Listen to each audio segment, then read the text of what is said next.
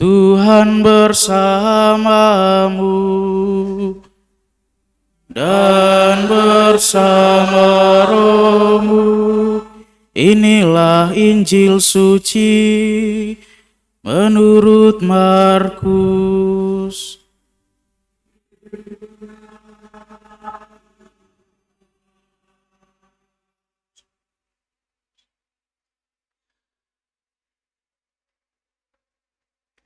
Pada suatu hari dalam pengajarannya, Yesus berkata kepada orang banyak, "Hati-hatilah terhadap ahli-ahli Taurat yang suka berjalan-jalan, memakai jubah panjang, dan suka menerima penghormatan di pasar. Mereka suka duduk di tempat terbaik dalam rumah ibadat dan di tempat terhormat dalam perjamuan. Mereka mencaplok rumah janda-janda dan mereka mengelabui mata orang dengan mengucapkan doa yang panjang-panjang. Mereka ini pasti akan mendapat hukuman yang lebih berat." Pada suatu hari lain, sambil duduk menghadap peti persembahan, Yesus memperhatikan bagaimana orang banyak memasukkan uang ke dalam peti itu. Banyak orang kaya memberi jumlah yang besar. Lalu datanglah seorang janda miskin. Ia memasukkan 2 uang tembaga, yaitu uang receh terkecil. Yesus memanggil para murid-Nya dan berkata kepada mereka, "Sesungguhnya aku berkata kepadamu, janda miskin ini memberi lebih banyak daripada semua orang yang memasukkan uang ke dalam peti persembahan. Sebab mereka semua memberi dari kelimpahannya, tetapi janda ini memberi dari kekurangannya, semua yang dimilikinya, yaitu seluruh nafkahnya."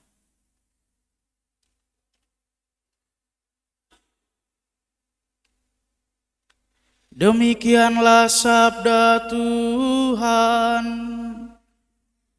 Terpujilah Kristus.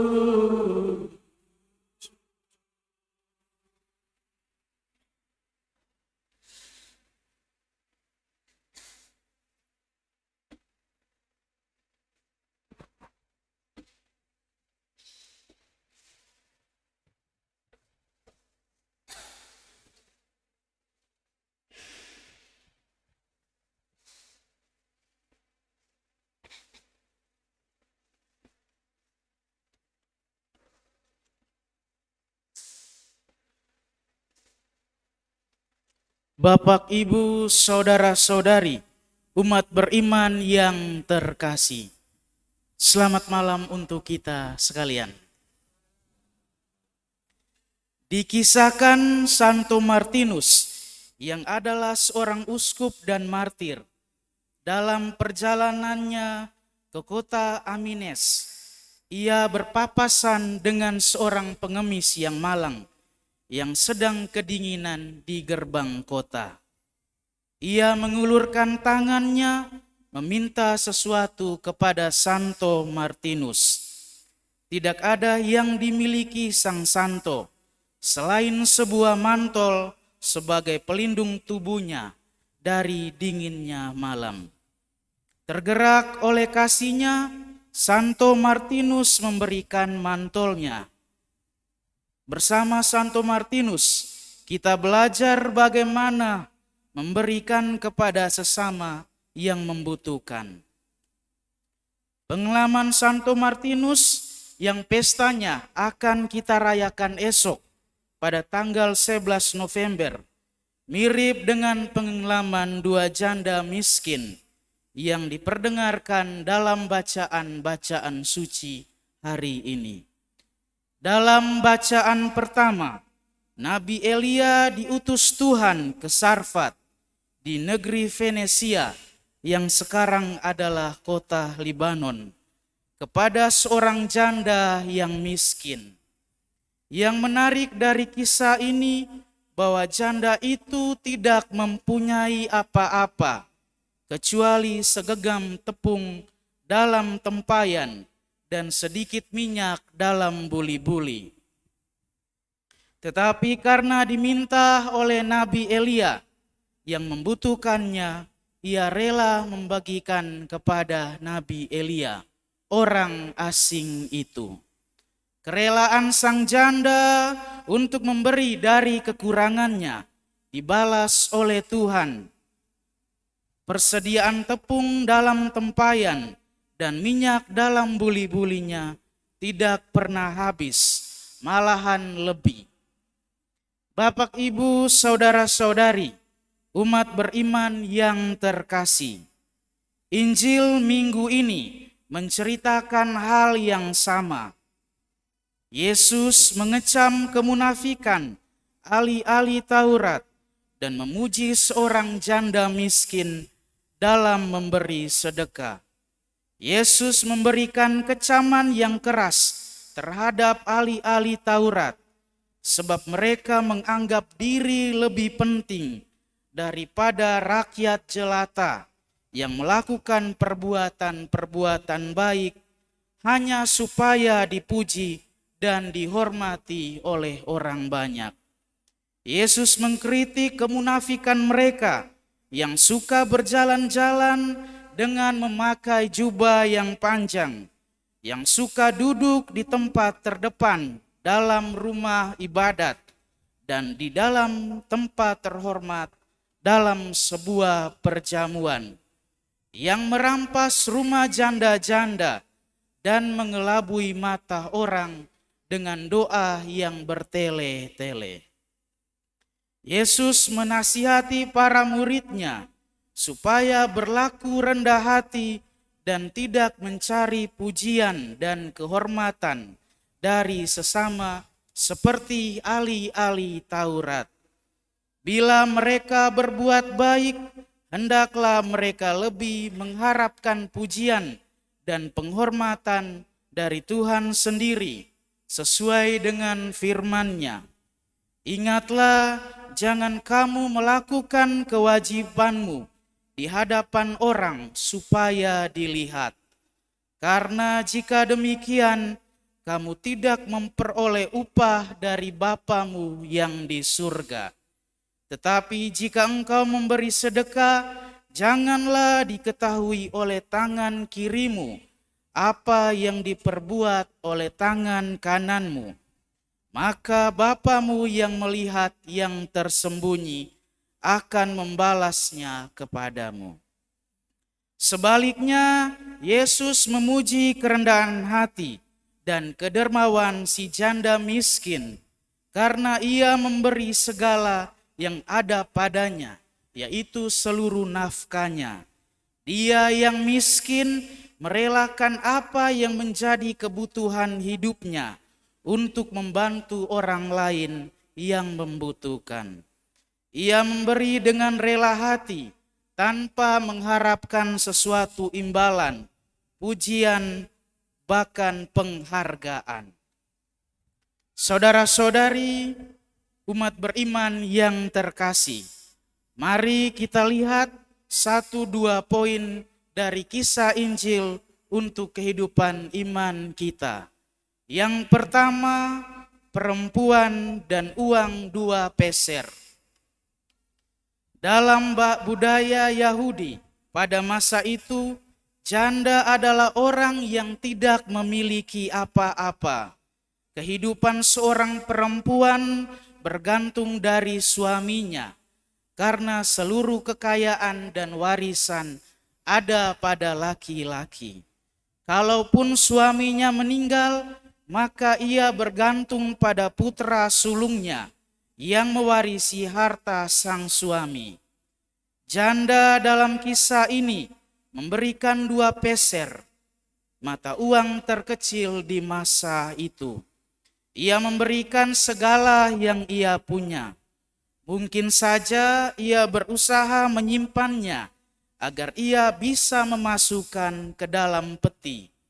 Uang persembahan itu kemudian digunakan untuk kepentingan pemeliharaan bait suci. Kita bisa menarik contoh dari janda ini. Dia masih sempat memikirkan sumbangannya bagi kepentingan bersama. Ia ingin berpartisipasi dalam kebersamaan. Sedapat mungkin ia memberikan yang ia miliki agar semuanya bisa berjalan dengan baik. Kita pun bisa melakukan hal yang sama.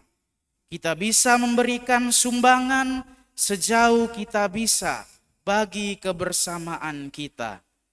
Sekecil apapun sumbangan kita, itu akan amat berguna bagi kebersamaan. Kehadiran kita adalah sumbangan yang terbesar dalam kebersamaan.